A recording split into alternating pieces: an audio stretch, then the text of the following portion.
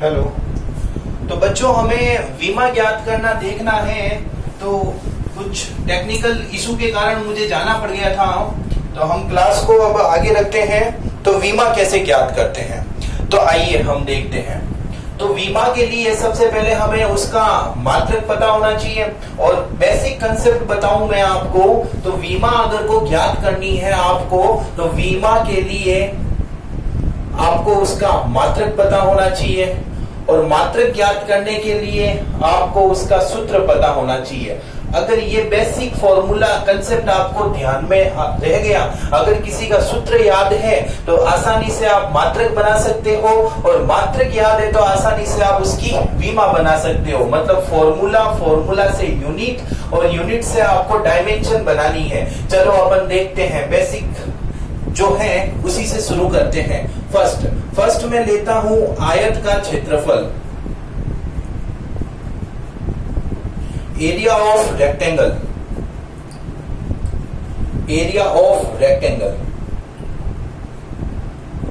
क्या फॉर्मूला है इसका? लंबाई इंटू चौड़ाई होता है फॉर्मूला। तो लंबाई की जगह मैंने मीटर रख दिया, चौड़ाई की जगह मैंने मीटर रख दिया, मीटर को मीटर से गुणा कर दिया, तब बन जाएगा मेरा मीटर स्क्वायर। और जैसे ये मीटर स्क्वायर बन गया तो इसकी जो विमा आएगी वो क्या आएगी? विमा आ जाएगी, देखो आप ध्यान से सुनना। ये है m मतलब द्रव्यमान, ये है लंबाई, और ये है टाइम। तो आप देख सकते हैं यहाँ पर कि द्रव्यमान जो है, द्रव्यमान का मात्रक तो केजी होता है। क्या आपको यहाँ इसके मात्रक में केजी दिख रहा है? नहीं दिख रहा है। इसका मतलब द्रव्यमान का तो कोई काम नहीं, तो इसकी विमा 0 हो गई। इसी प्रकार लंबाई को देखो, तो लंबाई का मात्रक मीटर होता है। जी हाँ, मीटर स्क्वायर है यहाँ पे। तो लंबाई की जो विमा होगी वो इस के लंबाई के मात्रक की घात के बराबर होगी। तो लंबाई का मात्रक मीटर और मीटर की घात 2, इसका मतलब इसकी विमा हो गई 2। समय का कोई रोल नहीं है, सेकंड तो दिख ही नहीं रहा है, तो समय की विमा भी क्या हो गई? 0। आई होप आप समझ गए होंगे। दूसरा उदाहरण देता हूं मैं, और घनाभ का क्षेत्रफल, या फिर अब कोई भी क्षेत्रफल, घनाभ का आयतन, अब कोई भी क्षेत्रफल हो उसके लिए मीटर स्क्वायर ही उसका मात्रक होगा, और यही इसकी विमा होगी। मतलब यहाँ तो मैं भौतिक राशि लिख रहा हूँ या उसका सूत्र लिख रहा हूँ, यहाँ लिख देता हूँ, आप कंफ्यूज नहीं होंगे। भौतिक राशि, फिजिकल क्वांटिटी, और ये है आपका फॉर्मूला, सूत्र, और ये जो है वो है मात्रक, और हम इसको पढ़ रहे हैं, ये है विमा, डायमेंशन, फॉर्मूला, यूनिट, फॉर्मूला, और ये है आपकी फिजिकल क्वांटिटी। ठीक है। तो यहाँ घनाभ का आयतन, इसको इंग्लिश में क्या बोलेंगे बेटा? Volume of cuboid. तो वॉल्यूम ऑफ क्यूबॉइड का सूत्र क्या होता है? बचपन में सर हमने पढ़ा था, क्या था? लंबाई इंटू चौड़ाई इंटू ऊंचाई।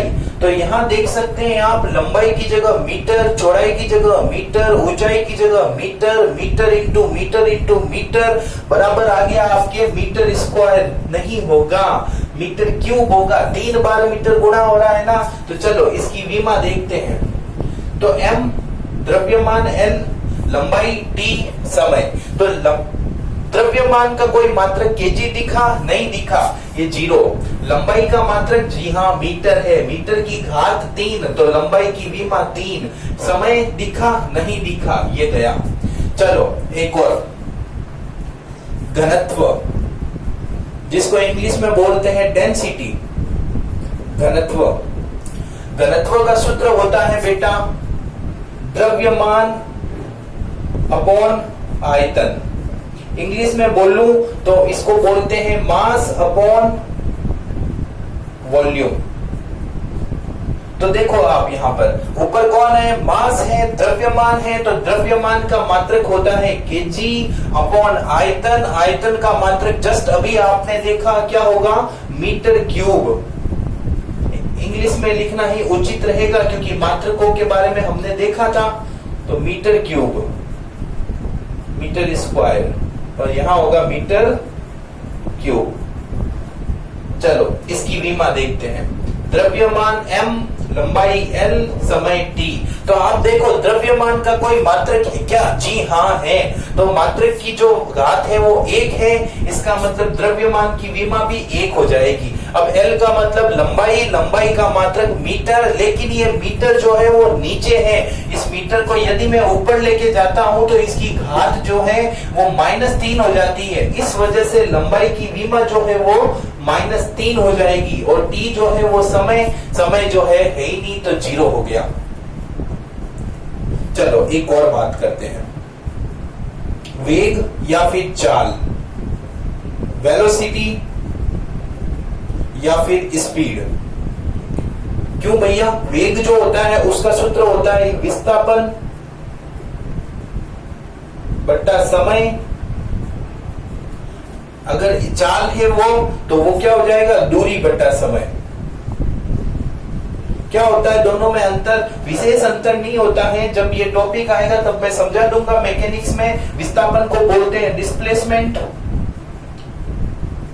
अपॉन टाइम, और दूरी को बोलते हैं डिस्टेंस अपॉन टाइम। आप देख सकते हैं दोनों की बात करूं तो डिस्प्लेसमेंट हो या डिस्टेंस हो, है तो दोनों लंबाई, और लंबाई का मात्रक जो होता है वो होता है मीटर। तो यहाँ पर विस्थापन या दूरी दोनों का मात्रक मीटर होता है। नीचे तो समय है ही है, तो समय है तो ये सेकंड, तो ये इसका मात्रक बन गया। चलो इसकी विमा का निर्माण करें। तो वेग की विमा या चाल की विमा, what is the find the dimension of velocity और स्पीड। तो उसकी विमा देखेंगे। पहले आएगा आपका द्रव्यमान, फिर आएगी लंबाई, फिर आएगा समय। तो द्रव्यमान का मात्रक होता है केजी, केजी यहाँ नहीं दिख रहा इसलिए m0। l लंबाई, लंबाई का मात्रक मीटर, मीटर की पावर 1, तो l की घात भी l की विमा भी 1। समय जो देखो, समय आ रहा है सेकंड में। जी हाँ सेकंड आ रहा है, सेकंड की घात 1 है, लेकिन जैसे ही मैं इसको ऊपर लेके जाऊंगा तो सेकंड की घात हो जाएगी -1, और सेकंड की घात -1 तो सेकंड समय का मात्रक है, तो समय की विमा हो जाएगी -1। तो ये आपने विमीय सूत्र का निर्माण कर लिया। उसी प्रकार यदि मैं त्वरण को देखूं, एक्सेलरेशन, तो एक्सेलरेशन को देखूं मैं, तो एक्सेलरेशन में आप देख सकते हैं यहाँ पर इसका सूत्र होता है वेग बट्टा समय, वेलोसिटी अपॉन टाइम।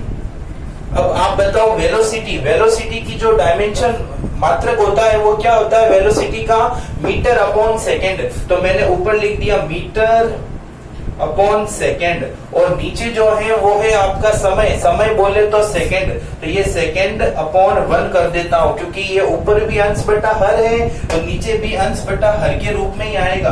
तो सेकेंड अपॉन 1 कर दिया हो। जैसे ये सेकेंड अपॉन 1 ऊपर जाएगा तो उल्टा हो जाएगा, और उल्टा होकर क्या हो जाएगा? 1 अपॉन सेकेंड। तो इसको गुणा करूंगा 1 अपॉन सेकेंड से, तो 1 को तो मीटर से गुणा किया कोई फर्क नहीं पड़ेगा, लेकिन सेकेंड को जैसे ही सेकेंड से गुणा करूंगा तो सेकेंड स्क्वायर हो जाएगा। अब चलो इसकी विमा देखते हैं। तो विमा m जो है वो है द्रव्यमान, द्रव्यमान की जो विमा है कुछ नहीं है, यहाँ पर केजी है ही नहीं, तो ये 0 हो गया।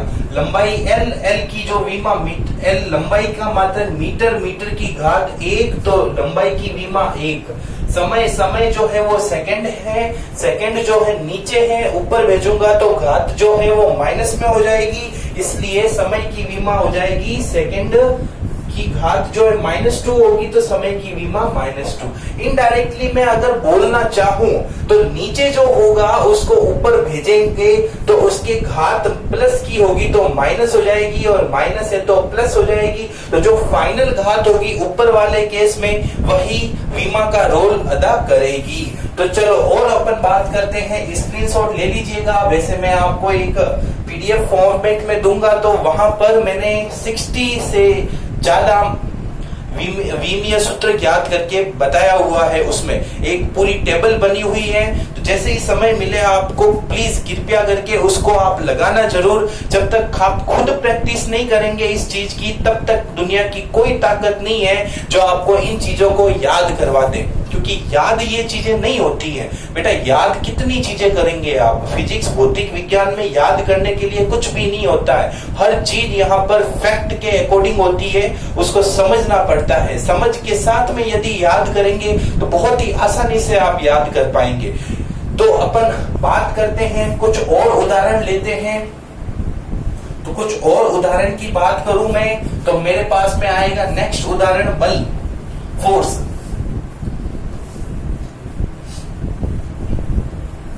चलो बल के बारे में अपन देखते हैं, बल क्या होता है। तो यहां पर मैंने छठा उदाहरण ले लिया, बल, फोर्स। और फोर्स का जो फॉर्मूला होता है वो क्या होता है, द्रव्यमान इंटू त्वरण। इंग्लिश में बोलो तो मास इंटू एक्सेलरेशन। अब ये जो मास है द्रव्यमान, इसका मात्रक जो होगा वो केजी होगा, ये केजी लिख दिया। और त्वरण का मात्रक जस्ट अभी हमने पीछे देखा था यहाँ पर मीटर अपॉन सेकेंड स्क्वायर, तो ये हो गया मीटर अपॉन सेकेंड स्क्वायर। चलो इसको देखते हैं और इसकी विमा निकालते हैं। तो कैसे निकालेंगे, यहाँ पर m ले लिया, l ले लिया, t ले लिया। ये तीनों तो लेने ही है, बाकी और क्या लेना है वो डिपेंड करेगा हमारे मात्रक के ऊपर, क्योंकि मात्रकों को हमने देखा कि ये जो सब पढ़ेंगे वो व्युत्पन्न मात्रक होंगे। और व्युत्पन्न मात्रक में यहाँ 3 के अलावा बाकी 7, टोटल मूल मात्रक 7 है ना, तो सातों में कोई भी आ सकता है। और जैसे ही जो आएगा, जैसे अगला उदाहरण में बताऊंगा उसके अकॉर्डिंग, तो ये 3 तो आएंगे, चौथा और आ सकता है। कौन सा आएगा तो मूल मात्रक ही आएगा, और तो कोई नहीं आएगा। चलो इसको देखें। तो द्रव्यमान ये बताता है m द्रव्यमान की विमा जो होगी वो केजी के ऊपर बेस है। तो यहाँ केजी की घात ऊपर 1 है तो m की विमा 1। लंबाई मीटर की घात ऊपर 1 है तो l की विमा 1। लेकिन जो समय है सेकंड जो है अपॉन में है, तो जैसे ये ऊपर जाएगा तो इसकी घात -2 हो जाएगी, तो t की विमा हो जाएगी -2। इसी प्रकार यदि मैं संवेग के बारे में बात करता हूं, मोमेंटम के बारे में, तो मोमेंटम की जो फॉर्मूला होता है वो होता है द्रव्यमान इंटू वेग, मास इंटू वेलोसिटी। अब द्रव्यमान जो होता है उसका मात्रक होता है केजी, और वेग हमने पीछे पढ़ा उसका मात्रक होता है मीटर अपॉन सेकेंड। इसकी विमा बेटा क्या हो जाएगी, देखो द्रव्यमान m l t। द्रव्यमान m का जो मात्रक होता है वो होता है केजी की पावर 1, तो m की विमा 1। लंबाई का मात्रक मीटर की पावर 1, तो l की विमा 1। समय का मात्रक सेकंड, लेकिन है अपॉन में, उसको भेजो ऊपर, तो सेकंड की पावर -1, इसका मतलब t की विमा -1। तो इस प्रकार से हम विमा का विश्लेषण करते हैं, विमा का फॉर्मेशन करते हैं, निर्माण करते हैं। एक और उदाहरण मैं जैसे देता हूं आपको आवेश का, चार्ज। तो अभी मैंने बताया चार्ज का फॉर्मूला होता है Q बराबर I इंटू टी। मतलब कहने का ये है विद्युत धारा इंटू समय।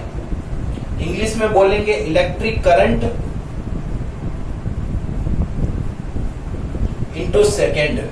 तो इलेक्ट्रिक करंट जो है विद्युत धारा, आपने देखा मूल मात्रक में विद्युत धारा जो है वो मूल मात्रक है जिसका मात्रक होता था, मूल भौतिक राशि है जिसका मात्रक होता था एम्पियर, इंटू समय का मात्रक होगा आपका सेकेंड। तो चलो इसकी विमा का निर्माण करेंगे। तो m मतलब केजी कहीं दिखा नहीं दिखा, तो m0। l मतलब लंबाई का मात्रक मीटर कहीं दिखा नहीं दिखा, तो मीटर की भी 0।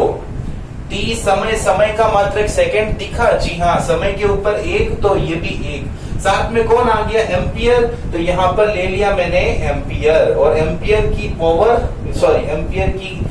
विमा 1। तो इस प्रकार से हमने यहाँ पर ये चौथा जो मूल मात्रक है उसको भी ऐड कर दिया। बेसिक जो 3 है मूल मात्रक, इनको तो लिखेंगे तो थोड़ा अच्छा लगता है, बाकी ऐसा जरूरी नहीं है कि भाई इन तीनों को लिखना ही लिखना है, बट साधारण तौर पे हम देखें तो इनको तीनों को लिखेंगे तो थोड़ा सुंदर दिखता है हमारा विमीय सूत्र। तो इस प्रकार से बहुत सारे फॉर्मूले बनते हैं। अब आप कहेंगे गुरुजी ये सारे सूत्र हमें याद करने होंगे क्या? मैं कहूंगा नहीं। आप जैसे जैसे चीजों को समझेंगे, पढ़ेंगे, यथा स्थान यथा समय, आपको ऑटोमेटिक ये चीजें याद होने लग जाएगी। आपको सूत्र याद अभी कुछ नहीं करना है, बस आपको ये कंसेप्ट समझ में आना चाहिए कि आपके पास यदि सूत्र है तो इस सूत्र से क्या आप उसका मात्रक निकाल सकते हैं? अगर मात्रक निकाल सकते हैं तो क्या आप उस मात्रक से विमा निकाल सकते हैं? यदि आप इस पूरे प्रोसेस को फॉलो कर सकते हैं, इसका मतलब मेरी कक्षा आपको सक्षम बना दिया विमा याद करने में। अन्यथा आपको प्रैक्टिस करनी पड़ेगी। जितनी प्रैक्टिस करेंगे उतना ही आप नजदीक पहुंचेंगे अपनी सफलता की ओर। तो ये होती है बेटा विमा। ठीक है, अब इस विमा से क्या फायदा है हमारी लाइफ में? तो फायदे को तो देखें तो बहुत सारे फायदे हैं इस विमा के। क्या क्या फायदे हैं आइए चर्चा करते हैं। तो फायदा कब होगा? जब ये उपयोगी होगा। तो हम अब अगला पढ़ने वाले हैं विमाओं के उपयोग। हमारे जीवन में विमा कहाँ कहाँ उपयोगी है उसको चर्चा करेंगे अपन। ठीक है, तो ऐसे तो बहुत अपने पास में है, लेकिन कुछ जो चीजें हैं उसको मैं एग्जाम्पल की सहायता से आपके सामने रखने की प्रयास करूंगा। ठीक है, तो आते हैं विमाओं के अनुप्रयोग, एप्लीकेशन ऑफ डायमेंशन। पहला उपयोग तो ये है कि कोई भी भौतिक राशि है उसको एक मात्रक पद्धति से दूसरे मात्रक पद्धति में आसानी से हम परिवर्तित कर सकते हैं। मतलब कि मात्रक पद्धति को बदलना। कैसे मात्रक पद्धति को बदलेंगे आप विमा की सहायता से? आइए देखते हैं। अगर मैं बोलूं कि मेरी कोई भी भौतिक राशि है Q, तो उस Q का कोई भी भौतिक राशि है Q, भौतिक राशि है, ये लो नाम लिख देता हूं मैं थोड़ा, भौतिक राशि। उस भौतिक राशि Q को हम किसी में जैसे रिप्रेजेंट करते हैं। जैसे अगर मैं द्रव्यमान बोलता हूं तो द्रव्यमान जो है वो मैंने लिख दिया 5 kg। तो ये जो 5 है वो है आंकिक मान और जो kg है वो है आपकी यूनिट मात्रक। तो कोई भी भौतिक राशि को n आंकिक मान तथा मात्रक u के रूप में दर्शाया जाता है। कैसे दर्शाते हैं अपन? जैसे Q का फॉर्मूला होता है NU। NU का मतलब कोई भी भौतिक राशि को NU में ही अपन लिखेंगे और ये जो मान होगा ना ये सदैव नियत होता है, चाहे कोई भी कंडीशन हो।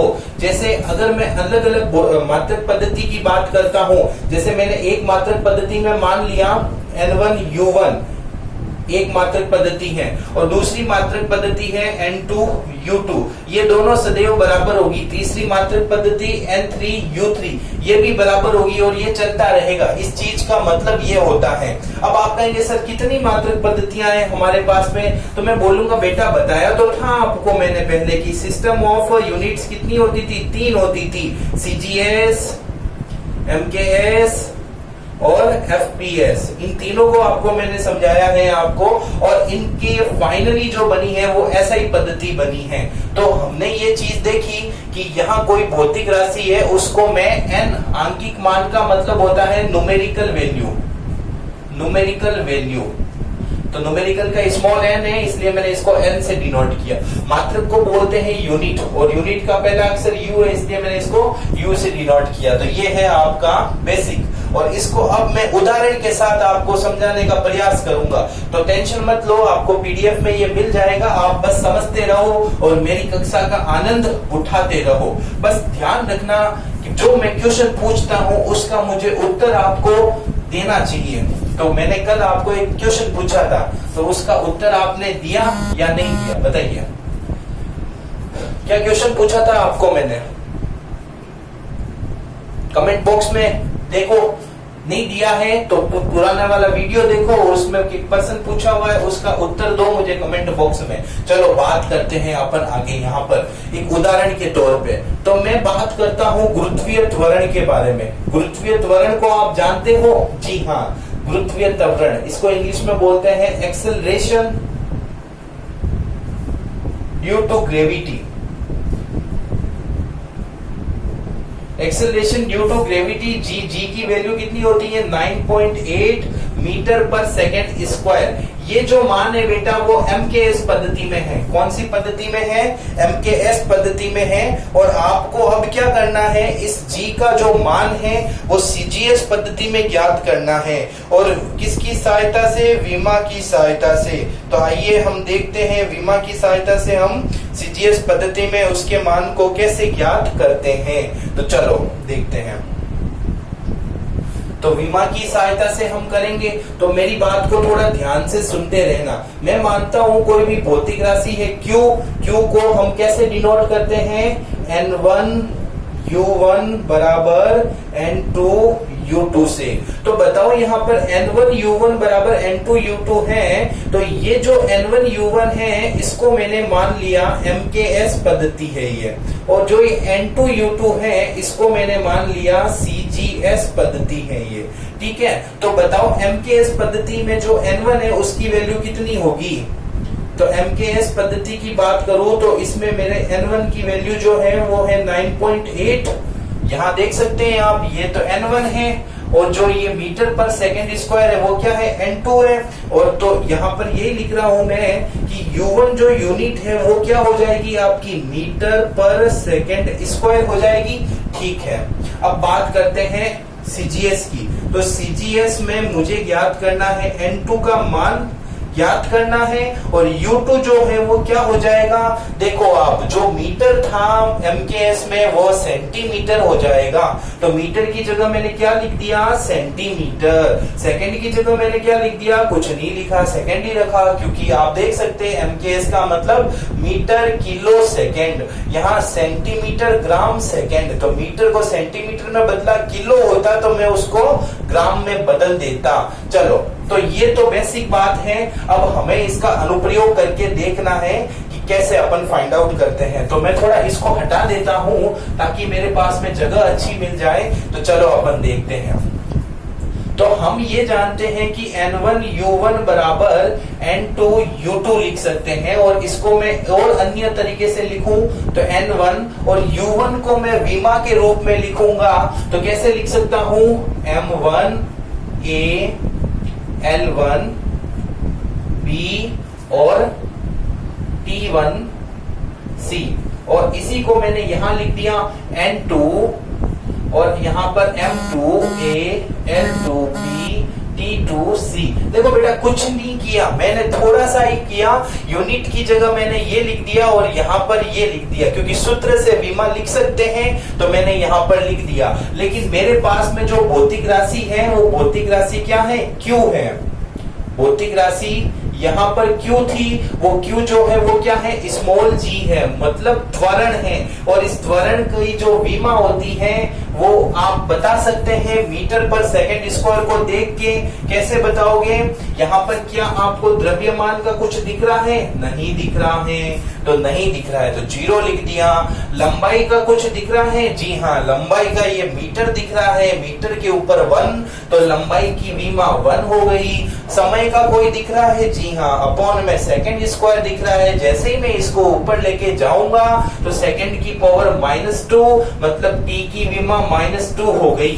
तो यहाँ पर मुझे ये प्राप्त हो गया, जो विमा अपने पास में आई है वो ग्रेविटेशन एक्सेलरेशन की विमा है। तो चलो अपन वैल्यू को पुटअप करते हैं इस सूत्र से। ठीक है, तो N1 का मान आप जानते हैं 9.8, तो ये N1 का मान 9.8, और यहां पर मैंने ये लिख दिया M1 की पावर की विमा 0, L1 की विमा 1, T1 की वीमा -2 बराबर, और N2 तो हमें याद करना है, तो यहां लिख दिया मैंने N2, साथ में क्या लिखा बेटा, M1 की जगह हो जाएगा M2 की वीमा 0, L2 की वीमा 1, T2 की वीमा -2।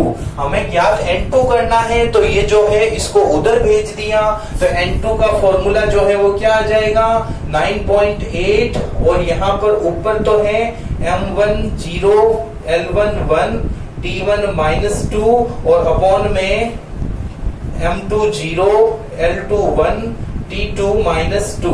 आप देख सकते हैं M1 और M2 की वीमा सेम है, L1 L2 की वीमा सेम है, और T1 T2 की वीमा सेम है। तो मैं कुछ इसी प्रकार लिखता हूं, M1 अपॉन M2 दोनों की वीमा सेम है, इसलिए मैंने 0 लिख दिया। L1 अपॉन L2 दोनों की वीमा सेम है, इसलिए मैंने 1 लिख दिया, और T1 अपॉन T2 दोनों की वीमा सेम है, इसलिए मैंने -2 लिख दिया।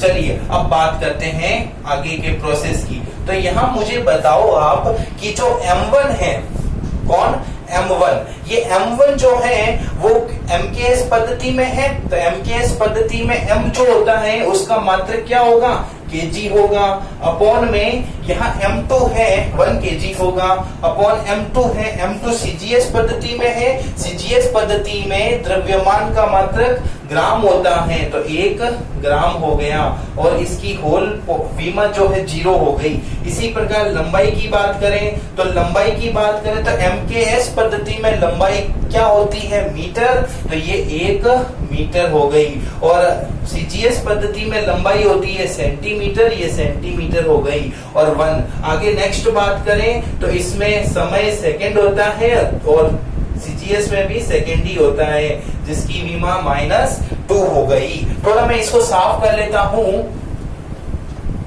जगह नहीं बची, कोई दिक्कत नहीं है। तो अब अपन आगे देखते हैं आगे। तो यहाँ पर मेरे पास में N2 का फॉर्मूला आया 9.8, और थोड़ा अब ओपन करते हैं, केजी को ग्राम में बदलूंगा, तो 1 केजी में 1000 ग्राम होता है, तो 1000 ग्राम अपॉन ग्राम की वीमा 0। 1 मीटर में 100 सेंटीमीटर होते हैं, तो 100 सेंटीमीटर अपॉन सेंटीमीटर की वीमा 1, और यहाँ पर सेकंड है तो सेकंड से सेकंड तो कैंसिल हो गया, तो इसकी वीमा 1। अब देखो ग्राम से ग्राम कैंसिल हो गया, लेकिन यहाँ आप देखेंगे कि होल पावर तो इसकी 0 है, होल पावर 0 है तो इसकी वैल्यू तो 1 हो जाएगी। सेंटीमीटर से सेंटीमीटर कैंसिल हो गया, बचा क्या 100 की होल पावर 1, तो ये वैल्यू हो गई 100 इंटू ये 1 की पावर -2, तो 1 की घात कुछ भी होना, मान तो उसका 1 ही आता है। 9.8 पॉइंट हटाऊंगा, अपॉन में 10 आएगा, 1 से 1 कैंसिल, तो N2 का मान जो आ जाएगा वो 98 को 10 से मल्टीप्लाई करेंगे तो 980, तो ये इसका मान आ गया। तो देख सकते हैं आप लोग G का जो मान होता है वो G का मान दोनों रूप में अपन लिख सकते हैं। कौन से दोनों रूप, 9.8 मीटर अपॉन सेकेंड स्क्वायर भी सही है, और 980 सेंटीमीटर अपॉन सेकेंड स्क्वायर भी सही है। इनडायरेक्टली कहे तो मैंने मीटर को सेंटीमीटर में बदल दिया, तो यहाँ 100 से मल्टीप्लाई कर दिया, और सेकेंड तो बेचारा सेम ही है। देखो ये इजी एग्जांपल है, इसलिए आपको लेंथी लग रहा होगा, आपने इस तरह ऐसा क्यों किया, हम तो शायद डायरेक्ट मीटर को सेंटीमीटर में बदल देते, क्योंकि बेटा ये सिंपल एग्जांपल दिया था मैंने। अगर इसकी जगह टफ बहुत बड़ा फॉर्मूला आता तो फिर उसको आप ऐसे नहीं कर सकते, इसलिए आप उसको विमीय विधि से करेंगे तो आपके लिए थोड़ी आसानी हो सकती है।